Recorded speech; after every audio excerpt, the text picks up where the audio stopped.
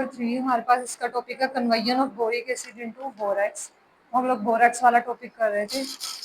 हमने बोरेक्स भी कर लिया था और बोरिक एसिड भी प्रीवियस लेक्चर में। अब हमने करना है बोरिक एसिड को बोरेक्स में कन्वर्ट कैसे करते हैं। ठीक है, बोरेक्स का फार्मूला क्या था, Na2B4O7 और बोरिक एसिड का H3PO3। अब H3BO3 जो है वो क्या है, बोरिक एसिड। इसको किस में कन्वर्ट करना है, बोरेक्स में। ठीक है, तो इसको रिएक्ट करवाएंगे हम कास्टिक सोडा, जिसका फार्मूला क्या होता है NaOH।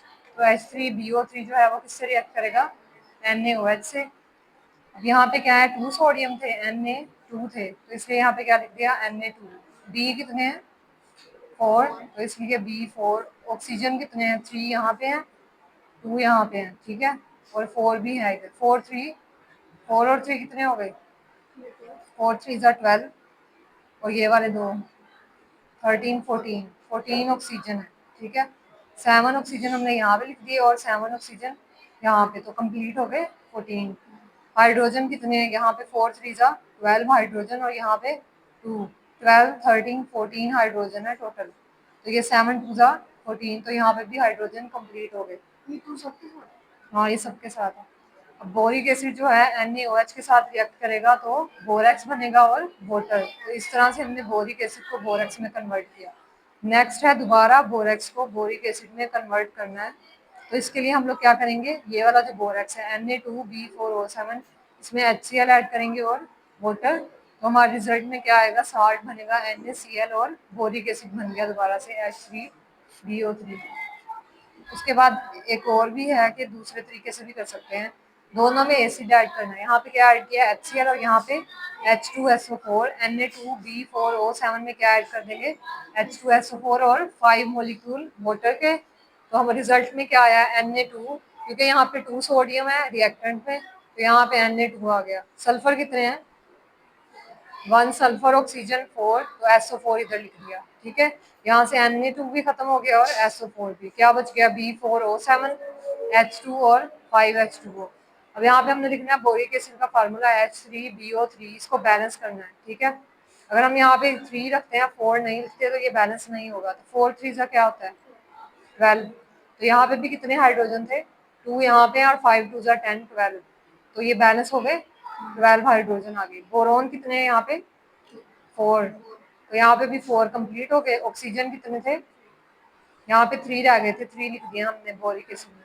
तो इस तरह हमने बोरेक्स को इसमें कन्वर्ट किया है, बोरिक एसिड में। नेक्स्ट हमारे पास है यूजेस ऑफ बोरिक एसिड।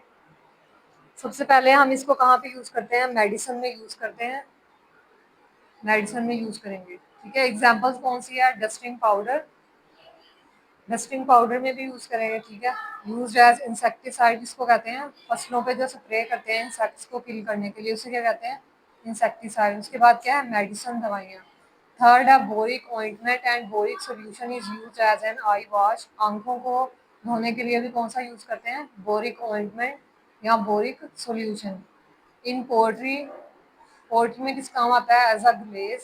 अब क्यों काम आएगा, क्योंकि ये क्या है, मोर फ्यूजेबल है सिलिकेट से। और इसके पास क्या है, higher coefficient of expansion. Expansion किसको कहते हैं, फैल जाना। ठीक है, एक्सपेंड, तो ये वही है एक्सपेंशन, क्योंकि ये फैल जाता है आसानी से, इसलिए हम इसको यूज करते हैं। उसके बाद है इन कैंडल इंडस्ट्री, कैंडल इंडस्ट्री में भी यूज करेंगे फॉर सॉफ्टनिंग ऑफ विक्स। कौन सी है, ये वाली। ठीक है, ये वाली क्या होती है, विक्स। तो इस तरह हमारे पास ये कितने यूजेस हैं, 3 यूजेस हैं, इसके 3 हेडिंग्स हैं। सबसे पहला क्या है, medicinal use, second poultry, third वाला क्या है, कैंडल इंडस्ट्री। ठीक है, तो मेडिसिनल यूज में कौन कौन सी एग्जांपल आई हुई है, ये वाली 3 है। पोल्ट्री में यहाँ से करना है कि यूज एज अ ग्लेज, और एक कैंडल इंडस्ट्री में for stiffening of wicks. Stiffness किसको कहते हैं, सख्त कर देना किसी चीज को। ठीक है, इसकी क्या कर दिया, स्टिफनिंग कर दी है। और यहाँ पे हमने क्या किया था, conversion of boric acid into borax, और यहाँ पे conversion of borax into boric acid. तो यहाँ पे हमारा टॉपिक बोरेक्स का एंड हो गया। नेक्स्ट हमारे पास आएंगे रिएक्शंस ऑफ एल्यूमिनियम। तो इसमें हम लोग सारे रिएक्शन जो है वो पढ़ेंगे। ठीक है।